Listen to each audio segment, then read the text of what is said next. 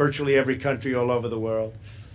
Now is the time for our nation to heal, and it's time for peace and for calm. Respect for law enforcement and the great people within law enforcement, so many are here, is the foundation of the MAGA agenda. And we're a nation of law, and we're a nation of order.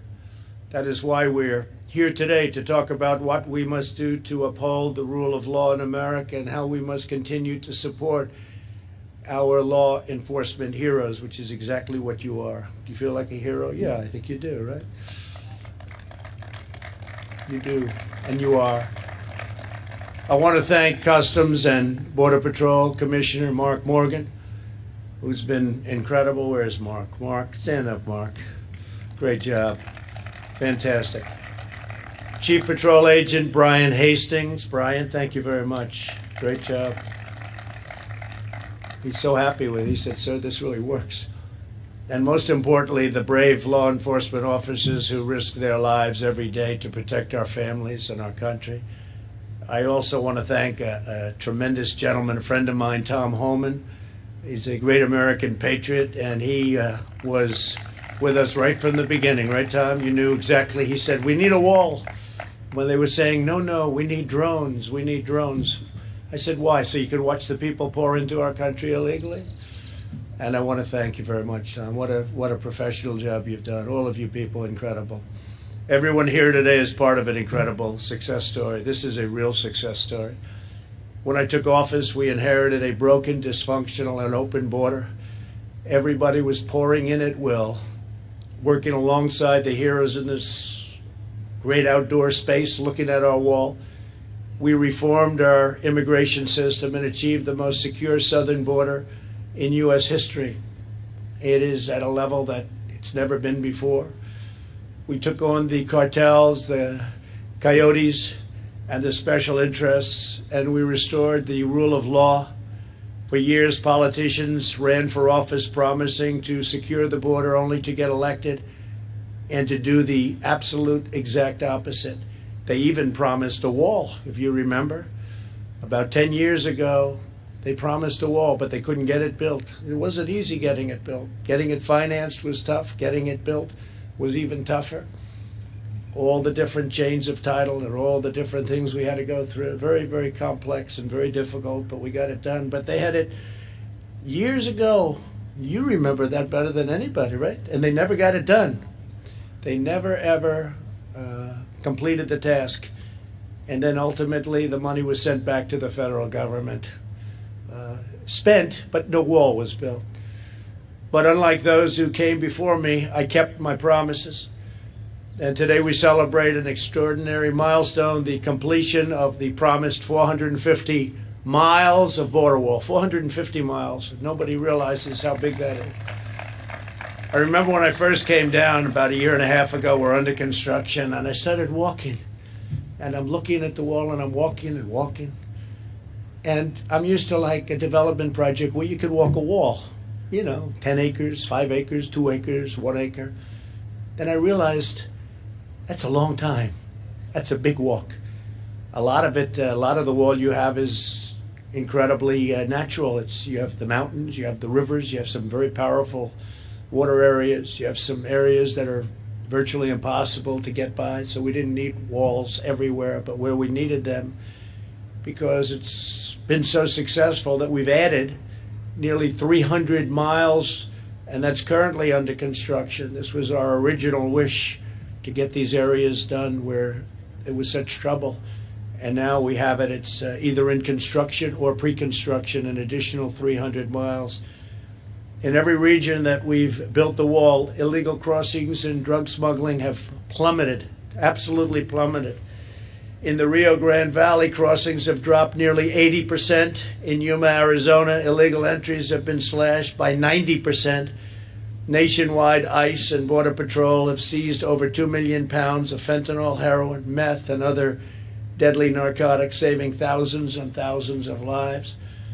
We've arrested nearly 500,000 illegal aliens with criminal records, some with very serious criminal records of the type you don't want to know about, like murder, We removed nearly 20,000 gang members from the United States, including 4,500 members of MS-13, probably the worst gang of them all.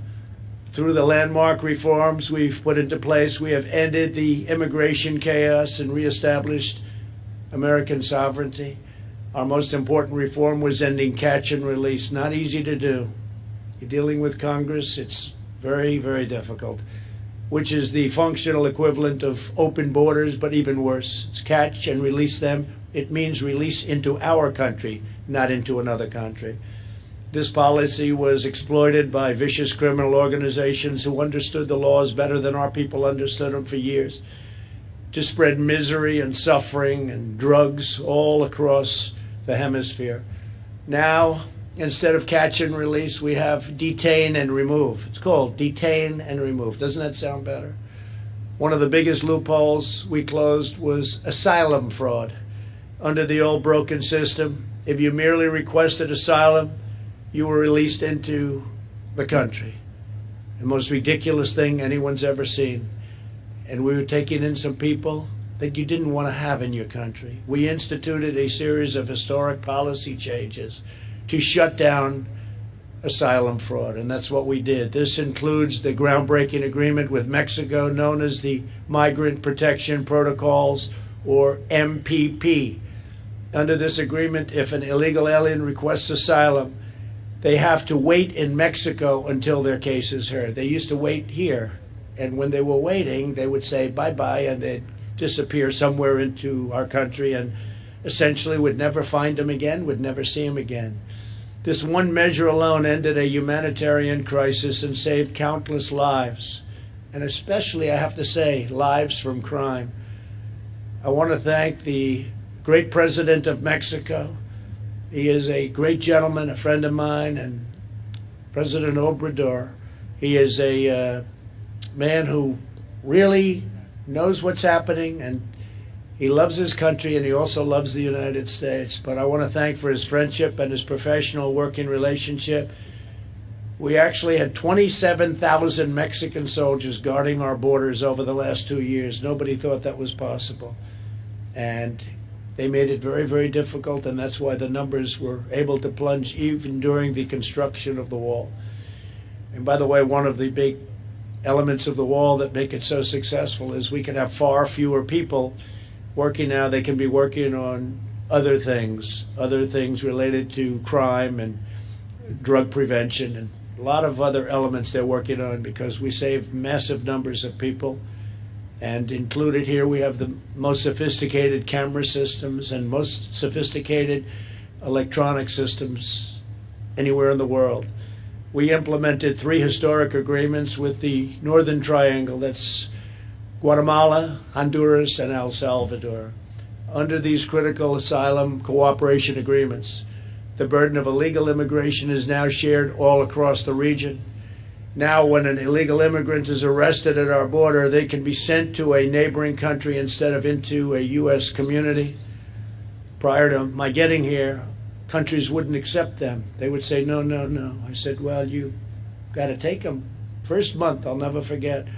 These gentlemen right here came to me. They said they won't take them back. They came. They may be murderers. They may be cartel heads. They may be some really vicious people. The countries didn't want them back. And I stopped all payments to those countries. I stopped everything going to those countries. And after it was stopped for about a month, you remember? After it was stopped for about a month, they called. They said, we'd love to have them back. And I never gave them as much money as they were getting, by the way, but they got some. It was amazing. And you people know better than anyone. They wouldn't take them back. We'd have planes flying over, loaded up with people that we didn't want here. And they'd say, don't ever even think about landing that plane. And they'd take them by boat, and they'd take them by bus, and they wouldn't let them into their countries. And all of a sudden they say, welcome back. We love having you. So it was a great thing. And now they do take them back. And the relationship with those countries, the triangle, the relationship is a much better one than it was before. In addition to our agreements with Mexico, Guatemala, Honduras, and El Salvador, we have systematically reformed the regulatory code to return asylum to its original legal meaning and purpose, not a free ticket for entry. A recent comprehensive report by the Department of Homeland Security and Justice show how effective our reforms have been and how disastrous their removal would be. It would be a disaster for our country. I know they're thinking about removing them. I hope they don't do that. I hope they don't do that. It'll be an absolute travesty for our country. The report conclusively proves once and for all that aliens released at the border remain at large in the country and do not return home. They won't go home. And you rarely find them. It's very tough to find them. So we have aliens released in our country, many of whom are serious criminals. And we've stopped that. Don't ever start that process again. By contrast, under our policies, 98% of aliens that remain in DHS custody are removed.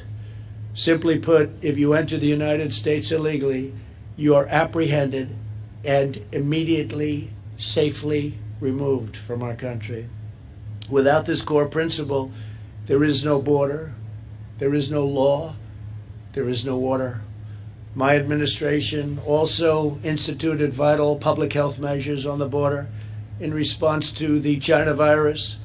Under Title 42 of the U.S. Code, illegal immigrants are being promptly removed to protect the health of border agents, other migrants and local communities, and the public at large.